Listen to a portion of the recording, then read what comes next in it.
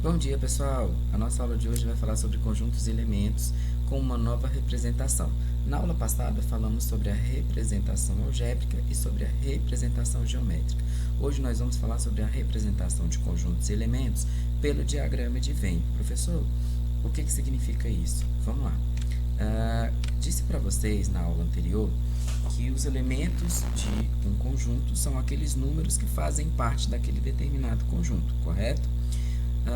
E aqueles elementos eram representados, o conjunto era representado entre chaves.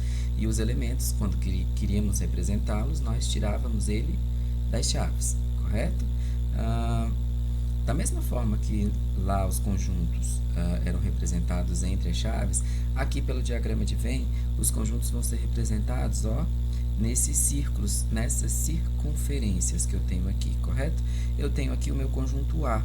O meu conjunto A, eu determinei ele dizendo que são os conjuntos dos números naturais múltiplos de 3 menores que 15. Significa dizer que nesse conjunto A, dentro dessa minha circunferência, dentro desse meu círculo que eu tenho aqui, eu vou colocar simplesmente os números que são múltiplos de 3.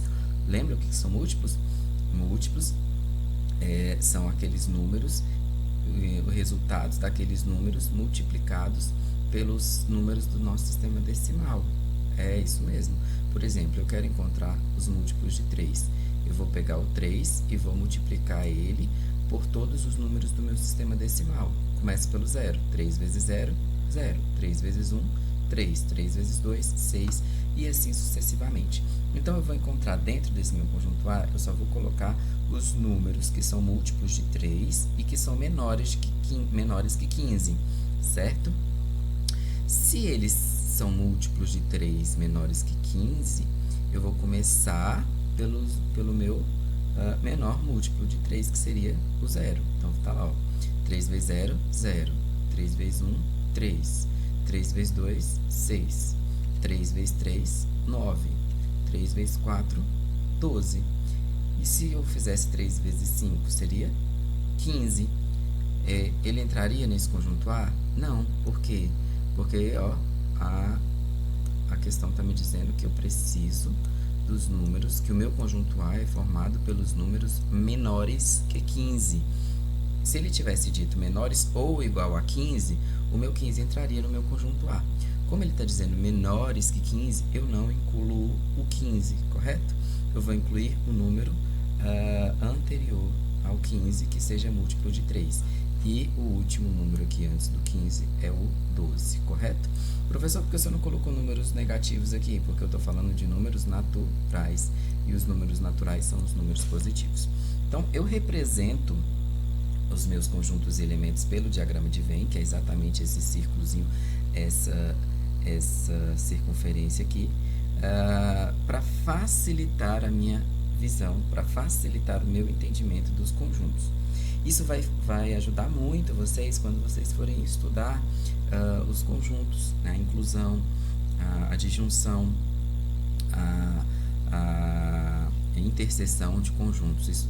Esse diagrama de Venn aqui vai ser essencial para que vocês saibam estudar e fazer as interseções, as exclusões, as disjunções lá dos conjuntos quando vocês estiverem comparando, ok?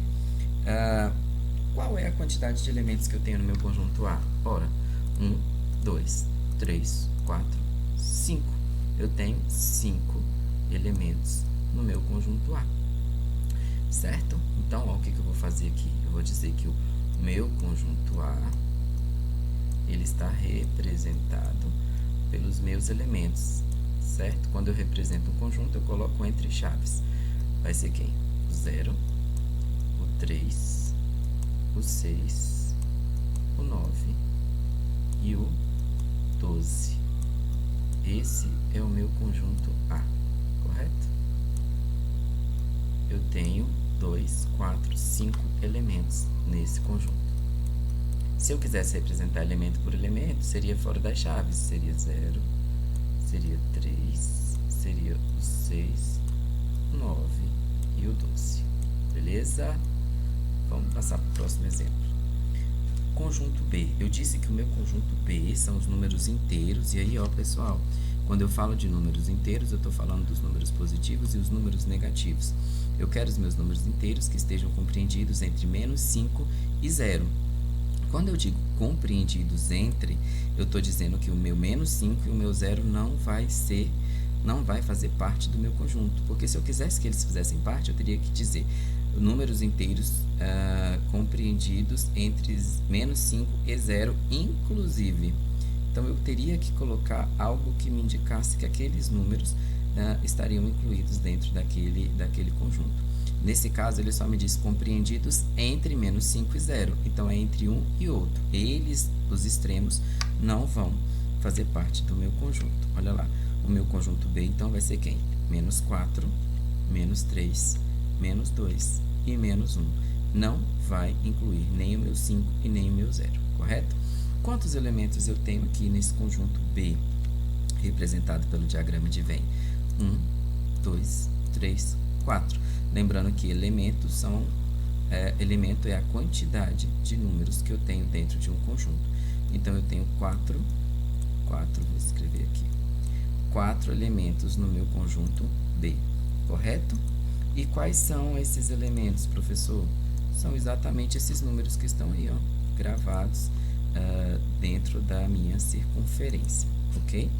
Então, se eu for representar o meu conjunto B, eu vou dizer que o meu B é igual, vou abrir as minhas chaves, tá bom? Por quê? Porque o conjunto eu represento entre chaves, menos 4, menos 3, menos 2 e menos 1. E aí eu vou lá e fecho as minhas chaves. Isso eu estou representando o meu conjunto B, tá? Essa aqui é a minha representação algébrica, a minha representação pelo diagrama de Venn é essa circunferência, essa bolinha aqui.